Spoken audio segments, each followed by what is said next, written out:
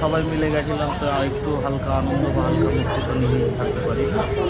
তো তাই নিয়ে দু চার কথা। বিষয় হচ্ছে যে মেলাটা বসেছে, সেই মেলা নিয়ে আমরা আলোচনায় ছিলাম যে আমরা এই জিনিসগুলো নেব। সেখানে ওখানে অনেকগুলো কুটির শিল্পী বসেছে, অনেক সামগ্রিক ছিল যেগুলো আমাদের নেওয়ার ছিল। তার ভিতরে আমরা ফ্যামিলিগত সামগ্রিক অনেকগুলি জিনিস ওখান থেকে নিয়েছি। যেমন ঘর সাজানোর জিনিসপত্র ছিল, তারপরে আরও বিভিন্ন রকমের জিনিসপত্র ছিল, সেগুলো টুকটাক আমরা কিনলাম।